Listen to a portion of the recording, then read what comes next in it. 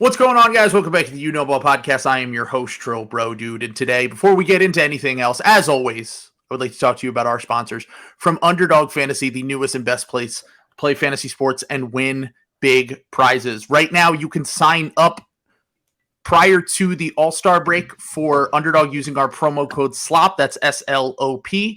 We obviously won't have basketball for a week, but in the coming weeks leading up to the playoffs, you can do their pick'em. If you are in a pick'em state, go higher or lower on your favorite player stats and win up to 20 times your money on any given night. And in addition to that, you can also do their fantasy drafts, which are a ton of fun. We've been doing them all throughout the season. We did them for the NFL as well. So if you've not signed up already, please check that out. The link is in the description. And you can always use our promo code SLOP. Oh, in addition to that, I forgot to say, the slop contest ended and we had our winners. So if you're listening and you haven't gotten your funds yet, let me know. But congrats to Matthias, Twain12, and Twanathan for you, the winners of our first ever slop season contest. Actually, the highest one got 2 trades right, which I was surprised by. Most people got the Mike Conley. The two that were the most popular were Jay Crowder to the Bucks, because there was whispers about that for months, and Mike Conley to the Wolves. And we're going to talk today about Mike Conley to the Wolves. But before we get into that, let's talk a little bit about the acquisition of Kyrie Irving, who has now played a few games for the Mavericks. Obviously, he got to play his first 2 games with Luka, coming most recently against Mike Conley and the Wolves. So, Sam, you caught one of these games that they played recently. What have you thought about the Kyrie and Luka duo so far? I guess my thing, I've pretty much seen what I thought, where it's like, I don't really know if it's a problem with Kyrie and Luka so much as it just is like, there's nothing around them, and particularly on the defensive end. And like, I noticed that quite a bit, like when I watch these guys like play. Shocker. Yeah, I was going to say it's surprising that's like what jumps out to me. What we all thought was exactly what was going to happen. I don't know. I know it hasn't been like perfect thus far. I was almost more impressed by like the games that Kyrie played without Luka, which like not a great sign. Yeah, not a great sign. But I think that Kyrie is in get paid mode right now. So like, I think that I would be less worried about this if it weren't his first year versus like if it's next year when he has to when he's signed a max contract and if he's still here in Dallas, and how are he and Luka going to figure it out. I mean, I guess all the things we talked about on Monday when we were saying wow, it's so impressive. Kyrie's a basketball savant. That's great. And then it's the fact that it looks worse with arguably one of the 5 best players in the NBA. That's not great. That's just not a great sign for them. I still think I've been pretty harsh on the Mavericks, but I mean, the West is less dog shit now, but I still think they might have the goods to win a playoff series. And when you have Luka Doncic, you can still put a scare on anybody, bar none in the next round. So, I still don't think they're it's not a unmitigated disaster, but I still do think we are on track for the Luka Doncic trade request speed run. 2026 here or 2025. So it's just the beginning, baby. Yeah. So I guess kind of just going off of some of the points that you said, the context is important in that Luka is coming off an injury, and yeah, I'm not in any place to fat shame anyone or talk about, but he looks out of shape. So far he looks out of shape, and he's coming off of a lower body injury. It will take him a little bit of time to get up to speed, but having said that, I feel a little bit vindicated on how I felt a week ago when this trade went down, a little over a week ago now, which is basically that I feel like the Mavs should have been going all in. I feel like if you trade for Kyrie Irving, that the clock starts. The second you trade for Kyrie Irving, the clock starts on him being unhappy. the clock starts on him causing whatever issues, and within a year or two, it always sours. That's just what has happened with Kyrie ever since he left Cleveland, really. So if that is the case, then I think that they, like you just said, like, oh, well, if he signs a max contract this offseason, even if he signs the max contract, the clock is ticking. Because I'm not just looking at it as these next 6 months or whatever, 4 months with the rest of the regular season and the playoffs. I'm looking at it as you need to make your all-in moves now because you never know when Kyrie's going to sour and then it's over. So that is part of the reason why I didn't really understand why they, other than the Kyrie move, they stood totally pat at the deadline. They didn't make any major moves. They got Justin Holiday on a buyout, and he might help a little bit, but he's had a really bad year so far. I wouldn't really count on any buyout guys, and that's something we'll talk about later in this episode. But my whole thing on this is like, let's talk about the defensive guys that they could have went out and gotten help, because right now the defense looks so bad. I mean, the shot making is insane. Kyrie and Luka down the stretch of that Wolves game was about as good of shot making from an individual standpoint that you will see in the NBA. And these guys can do this on any given night, and which is always going to give them a chance. Kind of similarly to how, you know, obviously they're much more talented than the Kings top guys, but the Kings scoring in the 120s is going to give them a chance on any given night. But when you face against elite talent in the playoffs, when you're going up against Jokic and KD now on the Suns and the Clippers and those kind of teams, obviously Luka has the chance to be the best player on the floor, but your defensive issues are obviously going to be there. I think that it will get better as Luka gets in shape. I think it will get better the more they play together, and I think the intensity level will go up in the playoffs, similarly to how it went up in the fourth quarter the other night, and they were able to slow down Minnesota a little bit on offense. But I just look at this, like, look at all of the defensive guys that moved at this deadline. And the guys that we know were gettable in addition to that, too. Like, I don't think they had enough to get OG Anunoby, but the other guys that were available were like Thybulle, Crowder, McDaniels, Baisley, Jakob Poeltl, Josh Richardson. Mo Bamba isn't the greatest defender in the world, but he at least will bring you some shot blocking. And they have a situation now where their three best players are all either neutral or negative on defense with Christian Wood, Luka, and Kyrie. And when those guys play up to the level that they can and the communication gets better, I think it will be, they'll be more closer to passable on defense. But I think that they will have some issues not being able to play their best guys together. And we already knew this before they traded for Kyrie. So I'm not going to overreact to the first two games, especially as someone points out in the comments, they are getting Maxi Kleber back, which is going to be huge for them because he's probably the best defender all around on the team right now. And I think that will help a lot. I'm not saying it won't, but I am a little bit worried that when you get into the playoffs, like they don't have they have no size on the wing basically, except for Luka, who's not going to lock anyone down, obviously. No, he will not. No. And you're basically hoping that you can kind of string together these units, these rotations that will hold up defensively, and then just hope that the insane shot making, playmaking, shooting from Kyrie and Luka will bail you out. And I still feel like they just didn't go far enough in on this deadline for me to take them seriously as a team that can win the finals this year.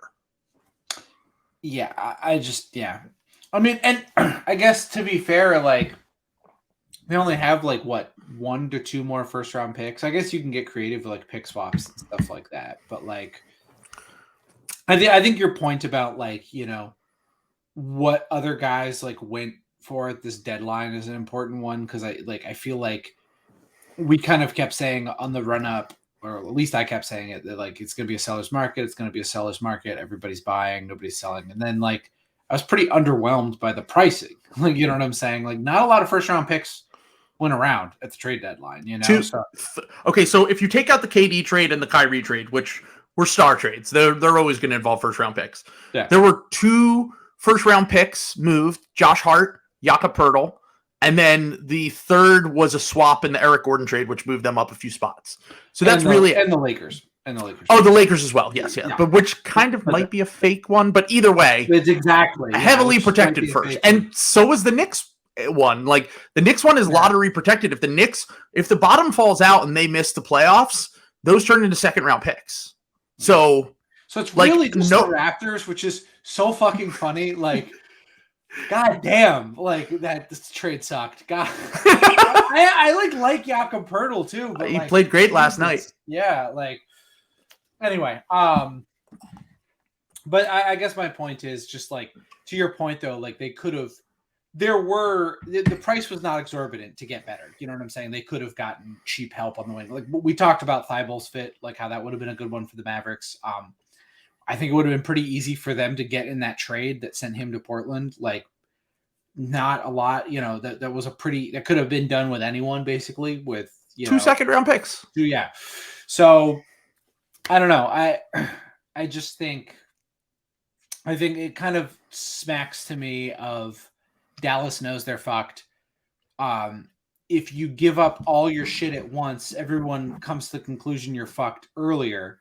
Versus, like, you can tell, well, we still got some picks. We'll hold on. We can get some guys, and you just tease that out over a few years. And, you're not in the Lakers situation where everyone's like, oh, holy shit. Right. You have no way to get better. Like, yeah. Versus, like, if you tease it out, nobody realizes that you're fucked for, like, years and years and years. The Toronto Raptors style. Pre-Kawhi Leonard. Yeah, anyway. It's basically now they're in a position where they're just hoping that the high-end talent wins. And now with the KD and the Suns situation, it feels like the high-end talent is better there. So, yeah. So really what it comes down to is kind of this. I think that every team in the West is banking on this to some point of, maybe except for the Clippers, even though I'm just like kind of out on the Clippers and I'm kind of out on the Grizz as like a real contender in this West, and the Pelicans because of health issues. But like, to me, the 3 teams that I look at, look, the Clippers could turn around, but I don't really trust them. But the 3 teams that I look at are Denver, Phoenix, and Dallas when it's seemingly pretty open to, because, you have chemistry with the Suns. You have they're only going to be able to play like 10 to 15 games together probably by the end of the season. They're going to have to figure some stuff out on the fly. I think that them and Denver should be the favorites, but most of these teams are built on the concept of having elite offenses. And I think that maybe Denver might run into some matchup issues, whether they play the Suns or the Mavericks, defending the pick and roll and stuff like that. But it feels like Denver's and Phoenix's two-way concept makes sense to me more on paper than Dallas's does. For sure. And like the defensive players that they have put around Jokic to allow them to get to that level, because Jokic can really bring some offensively limited players to another level. And then the Suns just like, I don't know if you caught this, but Coach Thorpe had that article, which was basically, did you see it? Yeah. So he was talking about how they sacrificed defense, giving up Mikal Bridges and Cam Johnson for Kevin Durant when Kevin Durant dog shit defender. Kevin Durant.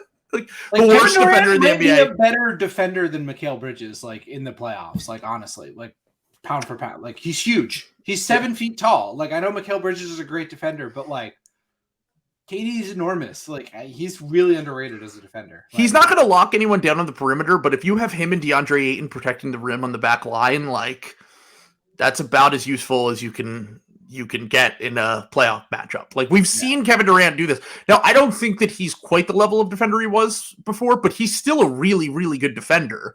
And if that is the case, I think Booker's improved as a defender. Chris Paul will always just be a solid defender due to the smarts, even if he's lost a little bit of a step. Ayton, when he actually gives a shit, is a very good defender. And then pretty much everyone else in their rotation, except for like Landry Shamet, is an average defender and above. And that two-way concept makes way more sense to me than what the Mavs are trying to do now, not having made these moves. And the only question mark with Denver is, can you avoid Jokic getting burnt by these jump shooters in these matchups with Luka and Kyrie and with KD and Booker? And I think that there are ways to scheme around that a little bit in a way that I'm just concerned with the Mavericks. Unless, like, Maxi Kleber coming back will definitely help, but he needs to be he has 2 injuries he's coming off of. He had 2 injuries at one time. And as we know, a lot of the times, and I know this as a Sixers fan, guys come back from injury and you just expect them to plug in and go, and that's not really how it works. So I'm definitely a little bit lower on. I'm not going to freak out over 2 games and say they're completely cooked. But I feel a little bit vindicated on how I felt about them needing to push in the chips more.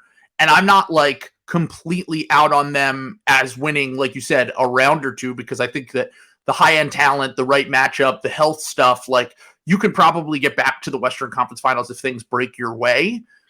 But it's going to be really tough to have that kind of level of playoff defense when, it's other teams have kind of at least solved some of the issues that they have on that end, like Denver has this year. Yeah, I just don't think I'm a little lower on that. I don't think they're like. I think they're honestly. I think they're on the lower end of the tier below. Like I have Phoenix and Denver as the class of the West right now. I honestly, as much as I've been shitting on them, like I think the Grizzlies, Pelicans, even with their injuries, like I don't know they're on a slide, but like if they get healthy, I think they're kind of in that next tier. I don't know if the Pelicans are healthy, is Dallas going to beat them? I just don't think the Pelicans are going to be healthy. Is my thing. Like Zion having a hamstring injury is like the worst injury he could possibly have because he's already re-aggravated it once. He's already struggled with these kind of soft tissue injuries early in his career, and I just don't trust him to be fully healthy. Even without Zion, I think that they're going to be an annoying team to play. But we saw in the playoffs last year that I think they're better this year without Zion, but like that has a ceiling to it for sure for me. And in any series that Luka goes into, and I know you've been a bigger doubter of the Grizzlies this year than I have, but I've watched their half-court offense, and I'm thinking about a series where Steven Adams can't play because Kyrie and Luka are just fucking playing him off the court. And if that is the case, then I would be very low on the Grizzlies' chances in any series with Luka Doncic in it. But here's my thing, though, is how are they going to play him off the court? Because, like, they don't have, like, you need to have threats elsewhere or a big guy who can do anything. You know what I'm saying? Like, Well, Minnesota played him off the court last year, mainly with just spacing him out. Yeah, but that Minnesota team had more talent than this. They had Cat. But they didn't have the Cat played like shit in a good chunk of that series. Sure, but like I don't know. They had real players. They had Jared Vanderbilt. They had Malik Beasley. They had D'Angelo Russell. They had Anthony Edwards. Like we're talking about like Tim Hardaway Jr. Is Tim Hardaway Jr. any worse than Malik Beasley? Let's be honest. Yes. I don't think so. Malik Beasley is one of the worst defenders in the NBA. Tim Hardaway Jr. is not good, but he can shoot though. So can Tim Hardaway Jr. No, he's a much more dynamic. He's a much more dynamic shooter, I would say. I'm saying I don't buy any of the way that those guys played in that Minnesota series. D'Angelo Russell, Karl Anthony Towns.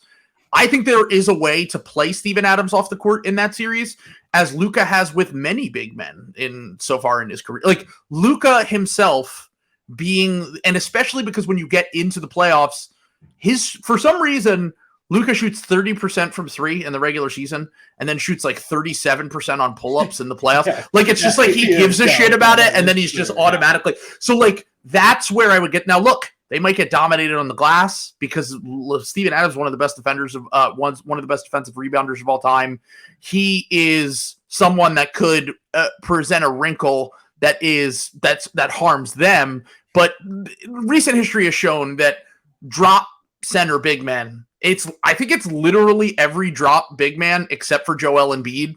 Their defensive rating is better when they're on the bench. Even like the Brook Lopez's, because they can go small with Giannis.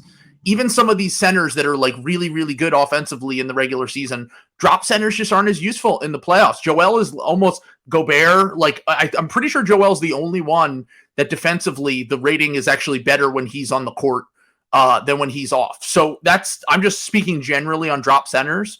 So like, I don't know. I look at it as like, it's going to be a matchup thing for all these teams. Yeah. And I think that the Mavericks actually match up pretty well with the Grizzlies in a way that I don't really like. And I can see them even matching. I think that Denver's way better than them. I think Denver just has more talent. And I think that's why Denver would win that series. But I could see them giving Jokic trouble in that series. And I don't like if the Suns and Mavs played, I think the Suns would win easily if they're healthy. And I think that I'm gonna give Luka Doncic a chance against anyone else though.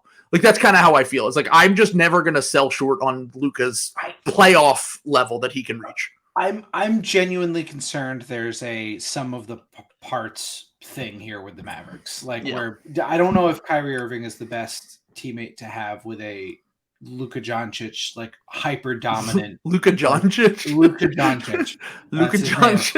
He moves to Philly, and that's his name. Luka Doncic. Yeah. You fucking. That's Luka, dude. But I don't know. Like, honestly, if it was Kings Mavericks, I don't know who I'm picking. No, enough. Enough. I think people are sleeping on the Kings. I don't know. Like, I will put money on it right now. Who's stopping Sabonis? Yeah. If Luka Doncic is fully healthy in a Kings series, he will average 45 points a game. I will put money on it right now that the Mavericks. I'm telling you, Luka gets to the playoffs and he's a top 3, top 5 player. Like, absolutely, totally agreed. Who else? Are you doing the Verno thing right now where it's like, did you hear what Verno did the other day with the Suns? Chad. He was like, I just don't know how you get to, like, you got to score 110 in the modern NBA. He's like, let's say Kevin Durant gives you 30, Devin Booker gives you 30. Where are you getting the other points from? Chris Paul and DeAndre Ayton. Yeah, exactly. And he's like, okay, let's say those guys can get you to what? 40 more? You still got to get to that 110 mark. And then last night without KD, they scored 120. I just love that we're still doing adding up points from guys, as if there isn't like variance given game to game and strategies that you could get around. And like, I just think that Mavs team was already operating on such a absolute bare minimum.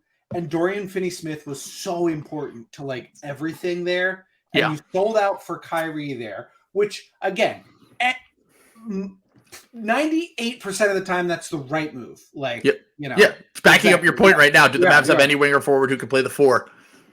They're probably going to have to play bigger. They're probably going to have to start 2 bigs. And like, look, I get the defense, like the old NBA Reddit joke, PJ Tuckin is a LeBron stopper. Like, that is one of those stupidest things to be like, who's stopping so-and-so? And the answer is no one for all of these guys. Exactly.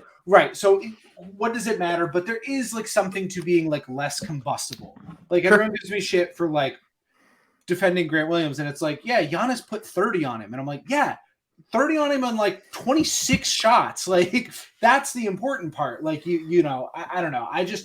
I'm much lower on the Mavericks overall ceiling. I totally concede that like Luka can go off, but I think they're more in a position where they need Luka to be absolutely transcendent and dominant just to get one playoff win, let alone 2. Like, well, and that's how it was before last year, was that they couldn't even get a playoff win despite Luka going into God mode. So maybe you're right. Maybe that's the thing, is that the pieces just don't really fit around him, and that they'll have to retool in the offseason and hope that Kyrie stays, which I don't know. That's a little bit of a fucking double-edged sword there. Like, you don't want Kyrie to leave for nothing, but you also don't want to sign Kyrie to a big deal. Maybe that's their plan, to be like, Kyrie get D'Angelo Russell? No, we got to trade Luka now, where he's at the height of his value. We just, Oh, God. No way. Hard. All right, well, you can't get mad at us because we tried. So, oops. Yeah. We just had to. He asked out. What are we going to do? Yeah. I'm with you in that regard, but I do think that I'm definitely not with you with Luka asking out, but I'm with you in that if they get to the end of the year and Kyrie wants to go to Phoenix or LA, they'll probably try to squeeze something out of, like, they could squeeze something out of a team that doesn't have an easy road to cap space. The problem is the Lakers could actually get that cap space and just straight up sign him. So maybe they screwed themselves, like you said, when they made the trade. So we'll see. So this is the end of the free portion. If you want to hear us talk about the other new players on their teams, like Mike Conley on the Wolves, D'Angelo Russell, and others on the Lakers, Matisse Thybulle on the Blazers, Jaden McDaniels on the Sixers, Mike Muscala on the Celtics, and then we're going to talk about the history of the buyout market and whether it actually matters or not. So if you want that subscription, down below, subscribe to the Ball Patreon, and you can hear the entire episode. So